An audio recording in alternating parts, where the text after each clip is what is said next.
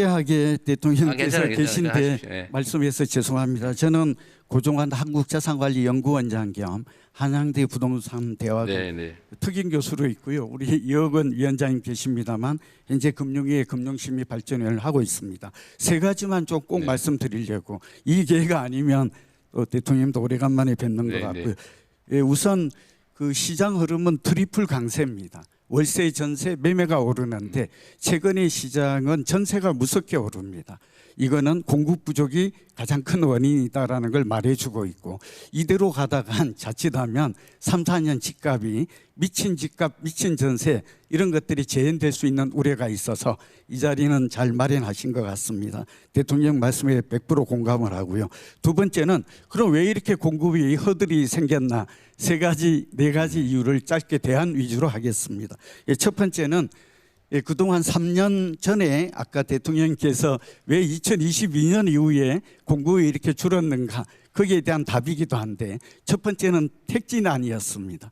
그러니까 서울은 땅이 없기 때문이고, 두 번째는 지난 정부가 상기 신도시 이런 거에 대해서 진척이 없었습니다. 그러니까 너무 공급 대책이, 오늘 김용덕 장관님 나와 계십니다만 좀 소홀히 했던 측면이 지금에 누적되어서 이런 문제를 가중시켰다. 뭐 전 정부를 탓하는 건 아닌데 정책의 요인도 있고 금리의 요인도 있고, 지금 지적하고 싶은 게 공사비 급등이었습니다. 한마디로 얼마 전에 이제 구인철 부총님하고도 이 얘기를 잠깐 좀 나누었는데요. 어쨌든 공사비가 지난 5년간 2배 급등했습니다. 그런데 오늘 제가 드리고 싶은 말씀은 대안 위주로 하겠는데, 그래서 이제 고금리도 있고 PF 문제도 있고 정책 조율 문제가 있습니다. 그냥 대안 위주로 현실적으로 짧게 하겠습니다. 그래서 제가 이 재건축 재개발 이런 것들은 선별적으로, 특히 재개발 비아파트 빌라나 오피스텔 위주로 공급을 늘리는 게 단기 공급에는 성과가 있을 것 같습니다. 특히 그리고 상기 신도시라든지 대통령께서 말씀하신 27만 가구, 6만 2천 가구 도심권, 이거 속도를 좀 빨리 해주셨으면 좋겠다. 두 번째, 그렇게 하기 위해서 안 되는 이유가 있는데, 태릉시시라든지 용산 정비창, 과천 경마장을 보면 결국 중앙정부와 지방정부가, 주민 반대도 있습니다만 정책, 그러니까 정례적인 정책 협의체를 구성해서 특히 국토부와 서울시는 매월 한 번씩 만났으면 좋겠습니다. 국민 입장에서 이런 것들이 좀 답답하게 느껴집니다.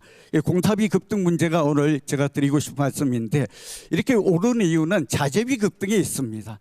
그러니까 시멘트, 철강 이런 것들이 많이 오른 건 아시겠고, 인건비 급등에 자리 잡고 있습니다. 그래서 대안으로는 저는 자재 비축 제도를 좀 제안합니다. 토지 비축, 원유 비축처럼 그렇게 하면 대량 공급을 통해서 좀 원가를 낮출 수 있지 않을까, 그런 생각을 하고요. 두 번째는 해외의 기능 인력 같은 것들을 인력 커트제를 한시적으로 좀 해제해 줬으면 좋겠습니다. 조선업처럼.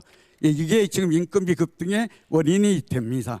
그리고 PF 문제인데요. 이제 우량 사업장과 비우량 사업장을 구분해서 이제 선별적으로 개발 사업이 많이 멈춰져 있는데 돌아가도록 지원을, 이거는 2억 원 우리 장관님께서 신경 써주시고, 또 김용덕 장관님께도. 이상입니다. 네, 좋은 제안을 감사드리고요. 어쨌든 3기 신도시들을 포함해서 기존에 발표된 지역에 착공이 지연되는 건 정말 심각한 문제여서, 우리 내부적으로는 이게 무슨 60몇 개월 걸린다고, 그래서 저희들이 한 절반 이하로 지금 줄이기 위해서 지금 그 내부 검토 중이라는 말씀을 드립니다. 행정 속도가 너무 느려요. 그래서 전체적으로 필요하면 규정을 바꾸든지 아니면 절차를 병행, 뭐 어떤 순차적으로 하는데 이걸 병행 진행해서 좀 시간을 좀 줄여볼 생각입니다.